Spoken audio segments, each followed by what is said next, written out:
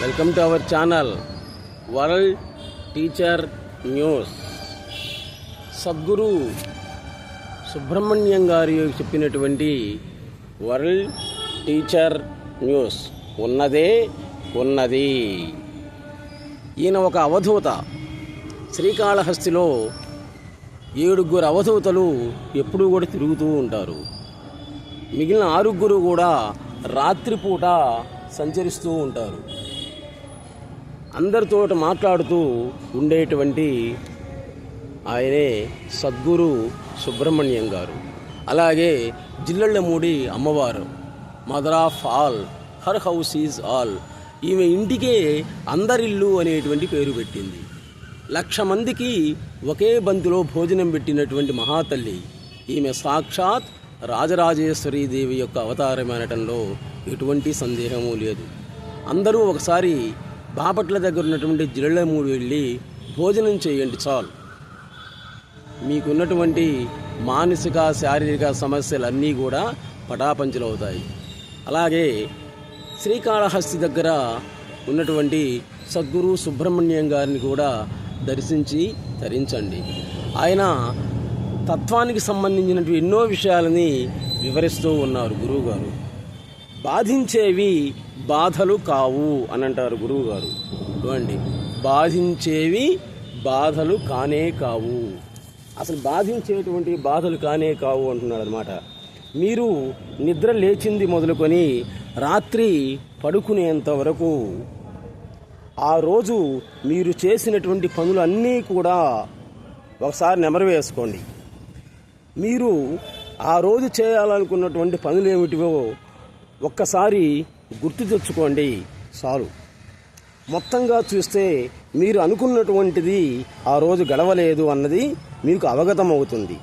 అది ఎలా అంటే, ఒక పని చేయాలి అని అనుకుంటారు. సామాన్యంగా ఒక పని చేయాలి అనుకుంటావు. ఒక వ్యక్తిని కలవాలి అనుకుంటాం. అనుకోకుండా వేరే పని చేయాల్సి వస్తుంది. అలాగే వేరే వ్యక్తిని కూడా కలవాల్సి వస్తుందన్నమాట. కలవాల్సినటువంటి వ్యక్తి కాకుండా మరో వ్యక్తిని కలవాల్సి రావడం అనేటువంటిది సహజంగా జరిగిపోతూ ఉంటాయి. అనుకున్నటువంటి వాటిలో 1, 2 పనులు జరిగి ఉంటే ఉండొచ్చేమో,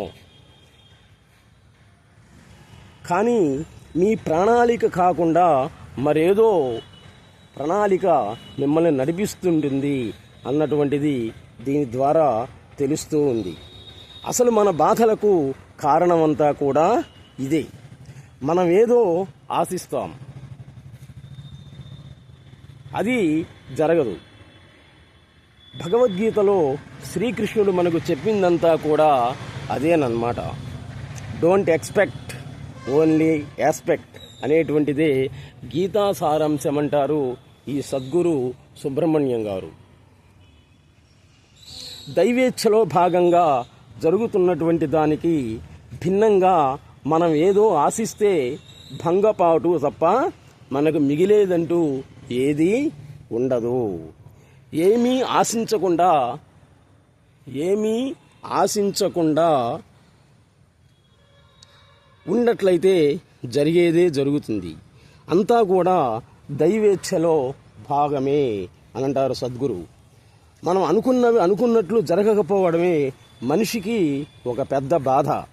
అసలేమీ అనుకోకుండా ఉండటమే ఈ బాధలన్నిటికీ కూడా పరిష్కారం అనేటువంటిది అవుతుంది.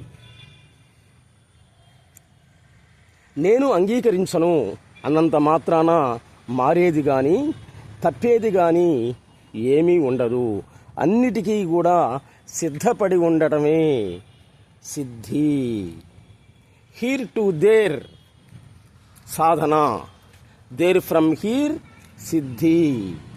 అంగీకరించకపోవడంలోనే సుఖదుఖాలు ఇబ్బంది పెడుతున్నాయి. ఒకటే గుర్తుపెట్టుకోండి, నెరవేరేది దైవేచ్ఛే. నీవు అనుకున్నట్లు కూడా ఏదీ కూడా జరగదు. అంతా కూడా దైవేచ్ఛ ప్రకారమే జరుగుతూ ఉంటుంది అని అంటారు సద్గురు సుబ్రహ్మణ్యం గారు.